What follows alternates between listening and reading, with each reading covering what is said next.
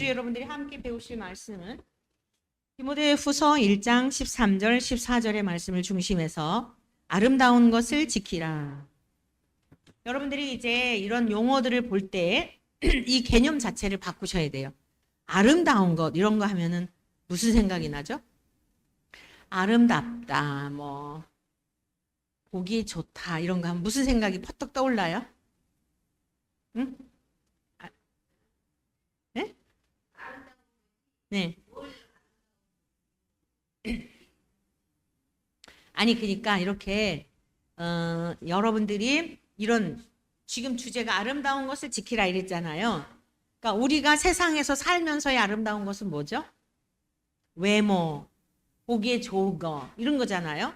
근데 이런 개념을 바꾸셔야 된다고. 왜냐하면 성경에서 말씀하고 있는 그걸 말하는 게 아니에요. 아름다운 것을 지키라고 했을 때 너희들의 외모를 아름답게 잘 가꾸고 지켜라 이걸 말하는 게 아니라 오늘 이걸 배우게 될 거예요. 더 훨씬 깊고, 그러니까 선이라고 하는 개념도 마찬가지예요. 선 그러면 우리 무슨 생각하죠? 착한 거. 그리고 남들이 옆에서 때리고 이래도 바보처럼 가만히 있으면 어머 왜 이렇게 착해 이런 것을 생각하잖아요. 그런 개념이 아니라고요. 성경에서 말씀하고 있는 선이라고 하는 것은 하나님과 인간의 관계성, 하나님과 자녀의 관계성 속에서 은혜를 중심으로 말씀하고 있는 거예요. 그러니까 하나님의 은혜를 입은 자들은 하나님의 은혜를 입었다는 건 뭐예요? 우리가 죄에서 구속함을 받고 하나님 자녀가 된 거고 하나님의 자녀가 되었다는 것은 예수님과 연합이 되었다는 뜻이잖아요.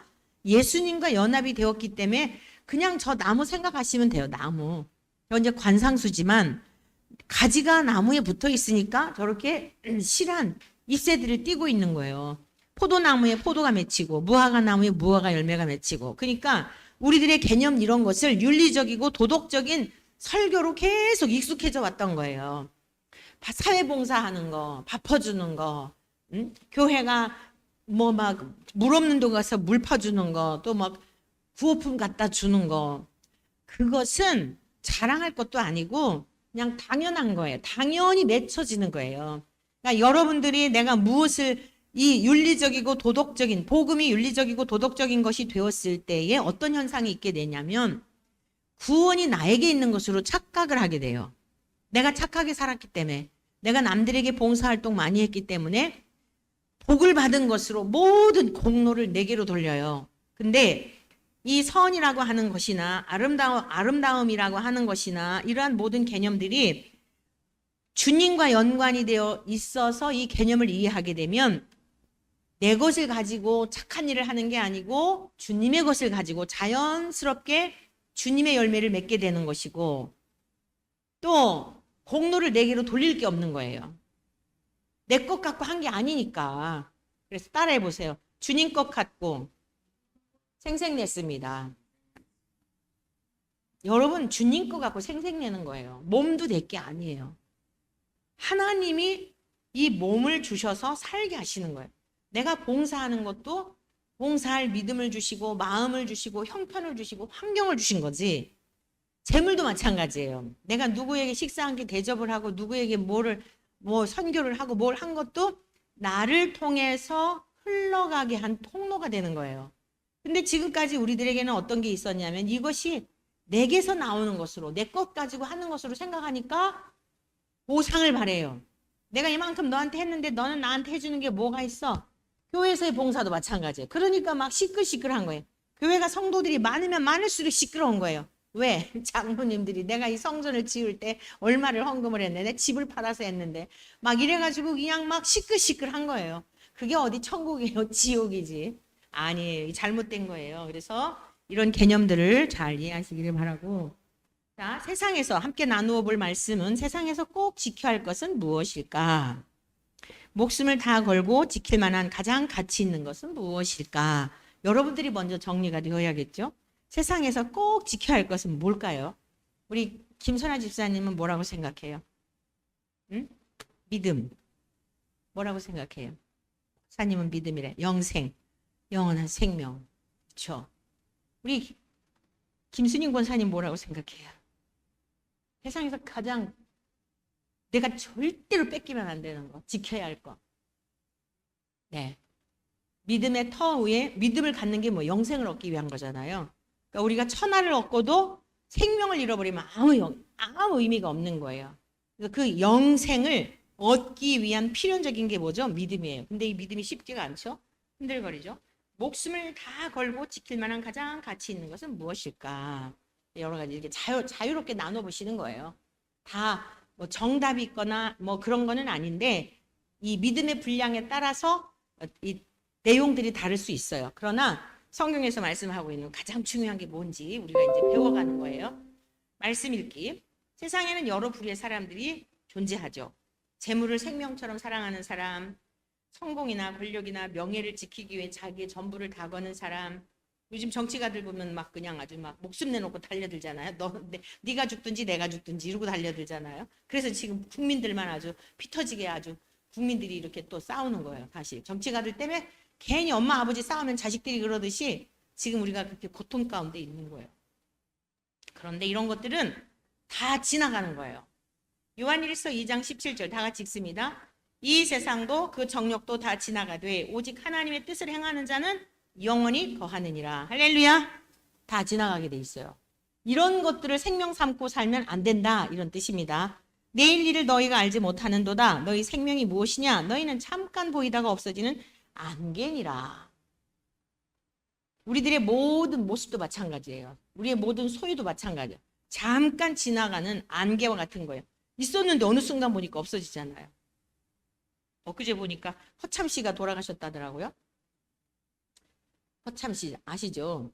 뭐 막 요즘 아주 나라가 시끄러우니까 뭐 그냥 이렇게 신문에 잠깐 인터넷 뉴스에 나온 거 봤는데 74세인가 그렇대요.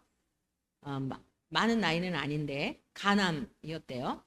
그럼 그게 우리네 인생이에요. 얼마나 그 청년 젊었을 때 뭐 그냥 뭐 이게 우리네 인생인 거예요. 모두도 다 그 길을 가는 거예요. 그래서 눈에 보이는 것들은 영원히 지킬 만한 게 아니에요. 눈에 보이는 것. 이거 잘 기억하셔야 돼. 눈에 보이는 거는 영원히 지킬 만한 게 아니고 진짜 중요한 게 뭐냐? 정말 아름답고 꼭 지킬 만한 게 뭐냐면 영원한 거예요. 자, 그러면 아름다운 것을 지키기 위해서는 첫째, 자세가 필요한 거예요. 믿음과 사랑으로 이러한 기본적인 자세를 가져야 돼요. 자, 이 믿음과 사랑이라고 하는 것을 우리가 대상이 누굴까요? 하나님 안에서 철저하게 이 기독교적인 우리의 신앙의 터는 관계성이 제일 중요한 거예요. 관계. 하나님과 나와의 관계가 바로 되지 않았는데 하나님과 나와의 관계성 속에서 신뢰가 바로 되지 않았는데 믿음이 견고하지 않은데 우리가 하나님 앞에 뭘 어쩐다? 있을 수 없어요. 근데 그런다 할지라도 그것은 자기를 위한 거예요. 자기 공적을 위한 거고 그 공을 자기에게로 돌리는 것들이에요. 그러나 성경에서 말씀하고 있는 것은 그런 것이 아니죠. 디모데후서 1장 13절 전반전에 이렇게 말씀하고 있어요. 믿음의 아들 디모데에게 너는 그리스도 안에 있는 믿음과 사랑으로서. 자, 보이지 않는 믿음의 세계이기 때문에 믿음이 필요한 거예요. 여러분 죽은 다음에 믿음이 필요 없습니다. 아멘이시죠? 보이지 않는 세계이기 때문에 믿음이 필요한 거예요. 근데 이 믿음도요. 여러분에게서 난 것 같지만 아니에요. 하나님이 공급해 주신 것이에요. 우리가 믿어지는 것보다 더한 복이 없어요. 믿고 싶은데 안 믿어지거든요. 근데 우리가 이 믿어지는 것은 하나님이 주신 최고한 선물이에요. 내 아버지이신 게 믿어지고 진리의 말씀이 진리대로 믿어지고 그게 안 믿어져서 신앙생활 못하는 거예요. 그래서 제가 어느 날 여러분 그런 얘기 했던 기억이 나는데 만약에 저와 여러분들이 믿는 믿음과 같이 천국이 있는 게 믿어지고 그리고 천국 우리가 다 하는 것도 어떤 면에서는 내가 이만큼 했으니까 이만큼 주시겠지 이러고 그런 건 아니잖아요. 그렇죠? 내가 뭐 하나님 앞에 이만큼 헌금하면 뻥튀기해서 하나님 이만큼 주시게 이러고 한 건 아니에요. 정말 하나님이 너무 좋아서 그분은 보이지 않으니까 우리가 드릴 수 있는 게 뭐예요? 눈에 보여지는 물질이고 또 몸을 주셨으니까 헌신이고 이런 원리거든요. 근데 하나님은 공의로우신 분이신지라 절대로 그 상을 잃지 않으신다 그랬어요. 우리가 공의로우신 하나님을 이해함에 있어서 이 세상에 막 불의하고 이런 악한 자들이 판을 치는 거 보면 너무 이게 우라통이 터지고 막 힘들다 그러잖아요. 그때 여러분들도 힘들고 우리도 힘들잖아요. 근데 걱정할 게 없는 게 뭐냐면 하나님이 다 심판하세요. 보응하신다고요. 믿습니까? 그러니까 우리가 다 어떻게 하려고 하는 거를 내려놓아야 돼요. 왜냐하면 우리 몸이 병이 들고 우리에게 유익이 되질 않아요. 어느 부분까지는 우리가 그러지만은 하나님의 영역 하에 올려드려야 한다. 근데 이 믿음이라고 하는 것은 이 땅에 살 동안 하면 필요한 것이지 죽음 너머에는 믿음이 필요 없어요. 실지 않은 세계니까. 그래서 우리가 믿는 이 믿음처럼 저런 막 워런 버핏이라든가 막 빌 게이츠라든가 이 사람들은 투자하는 거에 막 테슬라라 일론 머스크라든가 이 사람들 굉장히 그런 거에 이 중요하게 여기잖아요. 어디다가 투자해야 얼마큼 막 벌게 되나. 돈이 없어서가 아니라 돈을 버는 거에 혈안이 돼 있잖아요. 저와 여러분들이 천국이 있는 것처럼 믿어지고 그 세계에 하나님이 준비해 놓으신 것이 저들에게 믿어지면 딱 하나님 나라에 걸게 할 거예요. 근데 그 사람들이 그거는 순수함에서 그런 게 아니라 순수함에서 그런 게 아니라 마치 저기 그 미개발 국가를 개발해 가지고 막 자기들이 막 더 이렇게 늘리는 것처럼 이런 개념으로 하기 때문에 하나님이 그렇게 부유한 자들, 마음이 높아진 자들에게는 그 세계를 보여주시지 않는 거예요. 이게 참 역설적인데 그래서 세상에서 가난한 자들, 힘이 없는 자들, 미련한 자들을 택하셔서 믿음이 부유하게 하시어 그 부요함이 죽은 다음에 실제가 되게 하시는 놀라운 신비예요. 할렐루야! 이게 정말 놀라워요. 참 가만히 곰곰이 그런 생각해 보면은 야, 그 사람들이 우리들처럼 믿어지면은 막 다 팔아가지고 투자할 텐데 이 생각이 들더라고요. 얼마나 감사해요. 저와 여러분들에게 그 은혜를 주셨으니. 그래서 그리스도인의 믿음은 그리스도 안에 있는 믿음과 그 믿음의 터 위에 세운 사랑으로 생명을 바쳐 아름다운 것을 지킬 수 있습니다. 예수 그리스도를 믿는 믿음은 곧 하나님을 믿는 믿음이요. 예수 그리스도 안에 있다는 것은 곧 하나님 안에 거한다는 의미입니다. 그러니까 성부와 성자는 동일한 본질과 본체를 가지셨기 때문에 예수님이 친히 말씀해 주셨죠. 내가 아버지 안에 거하고 아버지께서 내 안에 계심을 믿으라. 그렇지 못하겠거든 행하는 그 일로 말미암아 나를 믿으라. 내가 진실로 너에게 이르노니 나를 믿는 자는 내가 하는 일을 그도 할 것이요 또한 그보다 큰 일도 하리니 이는 내가 아버지께로 감이라. 이게 제자들이 예수님께서 이제 오셨던 곳으로 가신다라고 하는 십자가 사건을 예고하시고 장차 될 일을 말씀을 하셨더니 제자들이 전혀 말귀를 못 알아들었어요. 그리고 부활하신 주님 만나기 전까지 정확하게는 오순절 마가다라 강에서 성령의 충만함을 받기 전까지는 예수님에 대하여 이들은 뭘 이해했었어요. 그러니까 뭘 이해라고 하는 것은 뭐냐면 예수님이 하나님의 아들로 오신 구원자이심에 대한 이 이해를 세상적인 정치가가 되는 방향으로 생각을 한 거예요. 로마의 속국으로부터 벗어나서 그 로마의 황제를 무찌르고 이스라엘 나라에 독립을 주는 그런 왕이 될 것을 바라고 예수님을 따라다녔던 거예요. 베드로, 야고보, 요한 모두 마찬가지예요.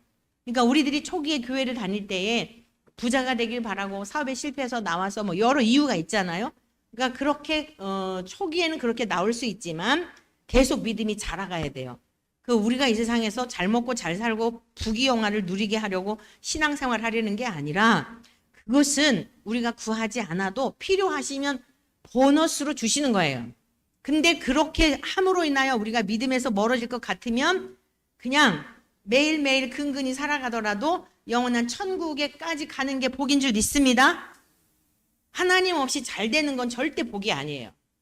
하나님 없이 잘 되는 자들이 많아요. 그건 땅에 속한 복만 받은 자들이에요. 이스마엘도 그렇고 에서도 그렇고 가인도 그렇고 다 그 길을 갔어요. 땅에 속한 복도 하나님이 그들에게 주셨잖아요. 땅에서 막 번창하게 하고 막 강대한 나라가 되게 이스마엘에게도 그런 복을 약속하셨잖아요. 그건 땅에 속한 복이에요. 그러니까 그거를 보고 하나님의 사람들이 부러워하거나 그러면 안 돼요. 우리는 영구한 복을 주셨기 때문에. 그래서 예수님이 오셔가지고 그렇게 하늘나라에 관한 복음을 말씀하시는데도 못 알아들어요. 예수님이 행하시는 그런 하도 답답하니까 이렇게 말씀하신 거예요. 예수님이 고난을 당하신 것과 같이 우리 힘으로는 고난을 못 이겨요. 초대교회 사도들이 어떻게 막 화형을 당하고 목베임을 당하고 이랬을까요? 못해요. 근데 육체를 입고 신성이 아니잖아요. 육체를 입고 있는 인성만 있는 인간들인데도 그게 가능해진 거예요. 예수님이 당하신 고난에 참여하여 우리도 그 길을 갈 수 있는 것을 말씀하고 있는 거예요. 그러니까 우리가 자꾸만 이 세속화되고 타락한 이 시대 속에서 너무나 이 세속화된 이 기독교 신앙으로 찌들어 있기 때문에 너희가 그보다 큰 일도 하리라. 나보다 큰 일도 하리라. 그러면 이게 전부 무슨 막 기적을 행하고 막 그래서 예수님은 이 땅에 오셨을 때 뭐 12명만 했는데 뭐 3,000명, 5,000명 그 회개시킨 것도 예수님이 다 전도했던 것을 제자들이 거둔 거예요. 그게 아니에요. 그래갖고 자꾸 대형화되고 이래가지고 오늘날 이 지경이 된 거예요. 그 아니에요. 초대교회가 어디 그랬어요? 3,000명, 5,000명 이거 딱 2번만 나와요. 그리고 주님께서 너희들이 심지 않은 것을 거두게 하는데 참여하게 하셨던 거죠. 착각하시면 안 돼요. 한 사람 한 사람의 생명이 영원한 하나님 나라에 이르는데 목적을 가지고 예수님이 오셨던 겁니다. 그래서 성부와 성자는 성령, 성부와 성자와 성령 삼위 하나님 한 분이시죠. 아멘. 한 분이세요. 한 분이라는 게 무슨 뜻이? 동일한 본질. 그러니까 죄가 전혀 없는 거룩성, 완전성, 영원성 이 모든 게 다 똑같으시다. 그리고 사랑 덩어리세요. 사랑. 우리 안에서 뭘 하시냐면은 사랑. 하나님이 우리를 사랑하신 것 같이 우리도 하나님을 사랑할 수 있도록 도우시는 거예요. 성령님을 통하여. 예수님이 그것을 실천해 보이셨고 하늘로 가신 다음에 성령님이 오셔서 그 일을 행하도록 하시는 거예요. 자, 그러므로 이 관계성 속에서 이 믿음과 사랑의 터 위에서 아름다운 것을 지켜야 된다. 그러면 그 아름다운 것을 지켜야 하는 내용이 뭘까? 바른 말을 본받으라 그랬어요. 바른 말을. 로마서 10장 17절. 그러므로 믿음은 들음에서 나며 들음은 그리스도의 말씀으로 말미암았느니라. 바울은 오직 예수 그리스도의 복음을 전하는 일에 전심을 다했죠. 자기 전부를 다 걸었어요. 그 복음을 전함으로 자신의 사람을 만드는 것이 아니라 여러분들은 주님의 제자가 되기를 축복합니다. 저희들도 주님의 제자가 되고 우리는 가이드 여러분들을 안내하는 거예요. 주님께로. 바울은 중매장이라고 하였어요. 목장의 리더인 여러분들도 자칫하면은 이제 막 너무 이렇게 막 친밀한 교제가 있다가 보니까 여러분들이 목원들하고 너무 결속이 잘 돼가지고 여러분의 제자를 만들 수가 있어요. 물론 일정 부분은 여러분의 또 제자화되고 그 제자화가 또 여러분이 또 저희들의 제자화가 되고 그거는 뭐 바람직하다고 할 수도 있는데 우리가 주의해야 될 게 뭐냐면 우리는 항상 주님께로 인도하는 그냥 안내자다라고 하는 걸 잊으시면 안 돼요. 이게 목장의 그 목원들하고 오래도록 몇 년씩 막 하다가 보면 엄청 친밀해져요. 그래서 오히려 목회자보다도 목장의 리더들이 목원들에게 영향을 미치는 경우가 많아요. 근데 이런 것도 경계해야 돼요. 목장의 리더들, 목원들을 목회자의 그 가르침에, 목회자는 주님의 가르침에. 그래서 여러분들은 저의 양이 아니고 저의 양이 아니라 주님의 양이에요. 주님의 양. 우리는 목동이에요. 목동. 목자는 우리 주님이시고 이게 항상 분명해야 돼요. 그러니까 어떤 면에서는 우리에게 책임이 없는 거예요. 왜냐? 책임질 일이 없는 거예요. 가르쳐주고 진리대로 말씀대로 그 법도대로 가르쳐줬는데 그거는 판단하시는 분은 하나님이시고 그거 듣고 뭐하고 한 결과들도 자기의 몫이니까. 근데 이게 막 내 사람을 만들려고 하니까 이게 막 벌벌 떠는 거예요. 벌벌 떨다 보니 할 말을 못 하는 거예요. 눈치 보고 만약에 막 교회 떠나가면 막 어떻게 되나. 심지어 실제 그런 분도 있어요. 이 사람이 교회를 나오면은 내가 직접 들었던 얘기인데 이 사람 그런 어떤 가치로 보면 도구로 보면 안 돼요.